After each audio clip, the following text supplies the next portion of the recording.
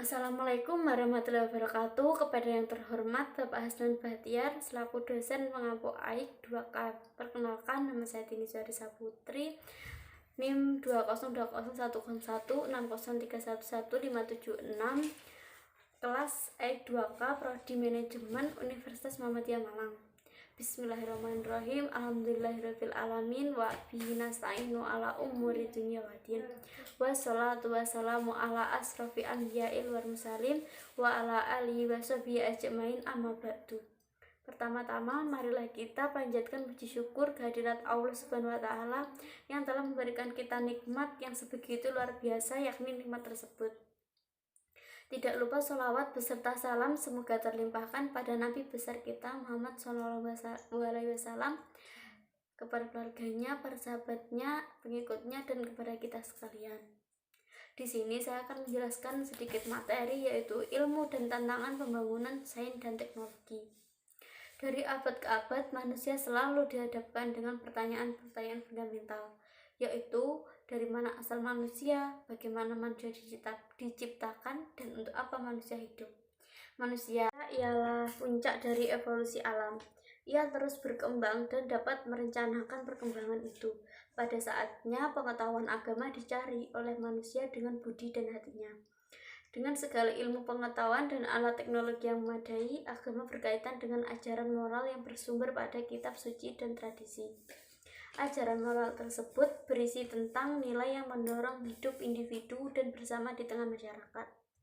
Para pemimpin dan pemeluk agama adalah manusia-manusia terbatas yang perlu selalu terbuka untuk belajar dari pengalaman dan membaca tanda-tanda zaman dalam terang ajaran agamanya. Agama pun kadang bisa keliru di dalam mengambil sikap dan keputusan di tengah realitas perkembangan ilmu pengetahuan saat ini. Perkembangan itu kiranya menjadi pembelajaran yang sangat berharga bagi para pemeluk agama. Sebaliknya, iptek ialah salah satu alat untuk kemajuan hidup manusia, juga akan mengakibatkan penderitaan dan frustasi.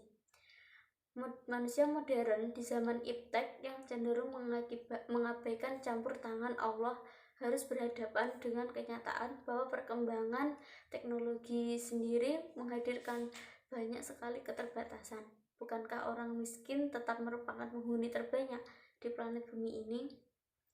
Banyak orang mengenyam pendidikan tinggi dan mempunyai otoritas untuk mengembangkan hidup bersama, justru kehilangan kepekaan hati terhadap kepentingan orang-orang kecil dan sibuk mencari keuntungan diri dan mempertahankan kuasanya di tengah perkembangan iptek.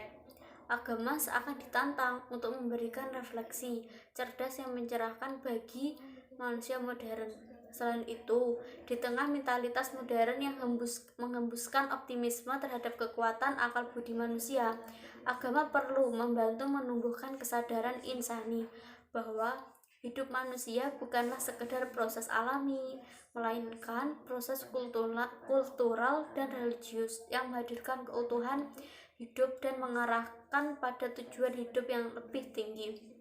Perkembangan ilmu seperti fisika, geografi, kimia, dan berbagai teknologi mutakhir semakin menegaskan bahwa manusia merupakan penakluk bumi yang dianggap materi belaka. Kesadaran manusia memberi peluang bagi agama untuk memberikan refleksinya yang khas terkait dimensi religius yang mencerahi kehidupan manusia, seperti dijelaskan pada surat An-Anbiya ayat 30, yaitu, dan apakah orang-orang yang kafir tidak mengetahui bahwasannya langit dan bumi itu keduanya dahulunya adalah suatu yang padu, kemudian kami dipisahkan antara keduanya, dan dari air kami jadikan segala sesuatu yang hidup, maka mengapakah mereka tiada juga beriman?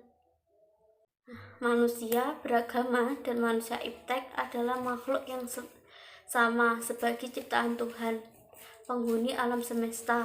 Di tengah perkembangan iptek, agama justru ditantang menegaskan kekhasan refleksi dan sumbangannya bagi pengembangan peradaban umat manusia. Usaha manusia untuk mengembangkan iptek tetap mempertimbangkan perkembangan keutuhan pribadi manusia dengan segala dimensi yang dimilikinya.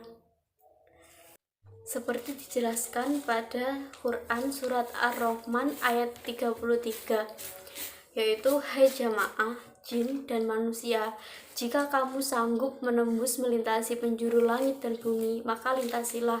Kamu tidak dapat menembusnya kecuali dengan kekuatan. Kesimpulannya yaitu sesudah mengkaji secara seksama tentang perkembangan iptek dan berbagai persoalan yang diakibatkannya, masa depan dari agama-agama dewasa ini sangat ditentukan oleh seberapa serius agama-agama itu menanggapi masalah-masalah aktual yang ada di tengah masyarakat. Jadi pembelajaran agama kepada orang muda perlu bertolak dari pengalaman dan pergaulatan hidup serta bergerak menuju penemuan makna dan nilai-nilai yang mendorong pelaksanaan tanggung jawab sosial. Dengan demikian, pendidikan agama menjadi tempat untuk membentuk suatu karakter dan moral kaum muda, ditandai dengan pemahaman terhadap nilai-nilai manusiawi yang memotivasi hidup dan keterlibatan tindakan nyata untuk menjawab persoalan hidup bersama. Sekian materi yang dapat saya sampaikan, ada kurang lebihnya saya mohon maaf. Wassalamualaikum warahmatullahi wabarakatuh.